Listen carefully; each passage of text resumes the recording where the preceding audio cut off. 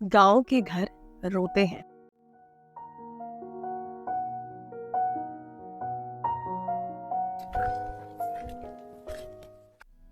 मेरे सभी दगड़ियों को प्रणाम, बड़ों को पैलाग और छोटों को ढेर सारा प्यार।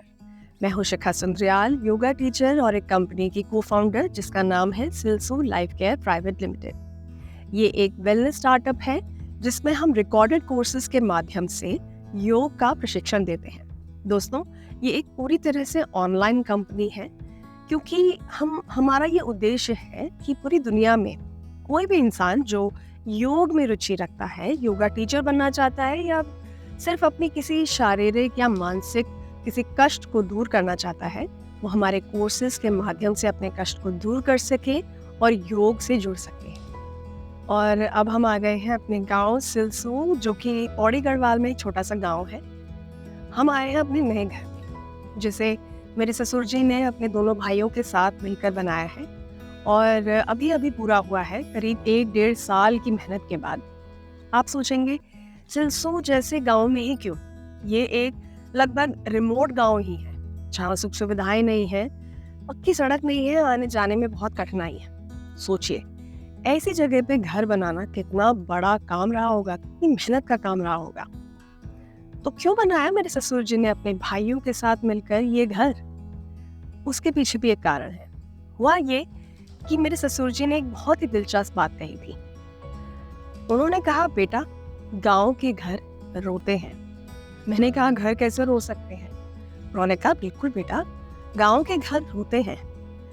जब भी अपना कोई रिश्तेदार, परिवार का सदस्य, चाहे पास का हो या दूर का, कोई अपना, कोई जानकार, चाहे गांव का हो या आसपास के गांव का, जब भी वो गांव से हमारे घर से होते हुए गुजरता है और वो घर की ओर देखता है और सोचता है कि अरे, यहाँ मेरे ताई जी, ताऊ जी या चाचा चाची, बुआ मामा या दादा दादी, नाना नानी कोई भी होता तो मुझे ठहरने को बोलता, मुझे चाय पानी पिलाता, खाना खिलाता, प्यार से बैठाता, कुछ बातें करता, स्नेह करता, आराम करने का एक अवसर देता, कुछ दिन ठहराता, जोर जबरदस्ती करता। पर ऐसा नहीं है, तो वो अपना मन लटका के, छोटा सा मुंह बना के वो चला जाता है। और ये परिस्थिति देखकर घर बहुत रोता है कि हाय, काश मेरे घर वाले अब यहाँ होते तो इस इंसान को ऐसे मुंह लटका के, ऐसे उदास होके जाना ना पड़ता और इसको आराम करने का एक सहारा होता। और इसी कारण से मेरे ससुर जी ने अपने दोनों भाइयों के साथ ये निर्णय लिया कि घर बनेगा तो पैतृक भूमि में ही, क्योंकि घर तो वही है ना जो दादाजी ने बनाया हो, यानी कि उनके पिताजी ने। वो चाहते तो सिलसू ना रह के किसी आसपास के छोटे शहर में या ऐसी किसी जगह पे अपना घर बनाते जहाँ पे सुख सुविधाएं होती और साफ हवा पानी भी होता। ऐसे बहुत सारी जगह हैं उत्तराखंड में। दिल्ली से दूर रिटायरमेंट के बाद का जीवन आराम से बिता सकते थे, पर नहीं, उनका अपने गांव से, अपने घर से ऐसा गहरा जुड़ाव है कि वो हर वक्त अपना समय सिलसू में, अपने गांव में, अपने घर में ही बिताना चाहते हैं, चाहे इस गांव में सुख सुविधाएं ना हो, समस्याएं हो, जीवन कठिन हो। एक छोटी से छोटी चीज के लिए 6 किलोमीटर नीचे दुकान में जाना पड़े, फिर भी वो अपना जीवन यहीं बिताना चाहते हैं। तो इसी कारण मेरे ससुर जी और उनके दोनों भाइयों ने यह निर्णय लिया कि घर बनेगा तो पैतृक भूमि पर ही, क्योंकि उनके लिए घर का मतलब तो वही है ना जो दादाजी दादी जी ने बनाया था, यानी कि उनके माताजी पिताजी ने।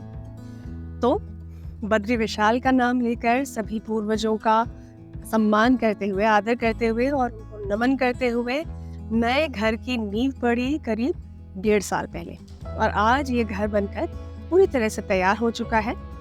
लगभग हर कोई इस बात से अवगत है कि पलायन पहाड़ों की एक बहुत बड़ी समस्या है, पर दूर से टिप्पणी करना बहुत सरल है।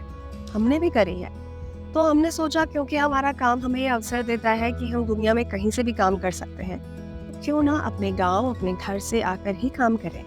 क्योंकि हमारा जो काम, हमारी कंपनी है Silsu life care private limited, उसका इतिहास, उसकी कहानी, उसकी जड़ें और उसकी नींव इसी घर और इसी गांव से जुड़ी हुई। तो ये बहुत बड़ा कारण है कि हम यहाँ आकर रहें, यहाँ का जीवन अनुभव करें और ये देखें कि क्या यहाँ से काम करना संभव है भी कि नहीं।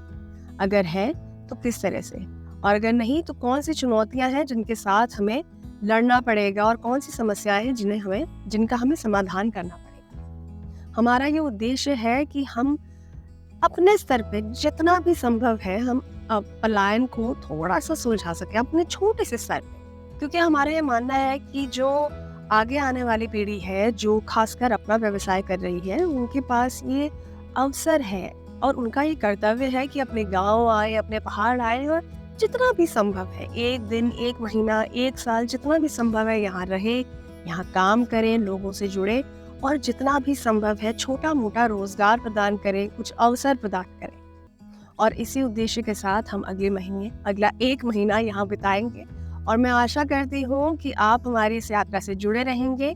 आगे आने वाले दिन, हमारी दिनचर्या, हम क्या अनुभव करते हैं, मैं एक एक करके वीडियो के माध्यम से आपके साथ साझा करूँगी। आशा करती हूँ आपका आशीर्वाद हमारे काम पर और हमारे उद्देश्य पर बना रहेगा। मिलती हूँ मैं अगली वीडियो में। तब तक स्वस्थ रहें, व्यस्त रहें और मस्त रहें।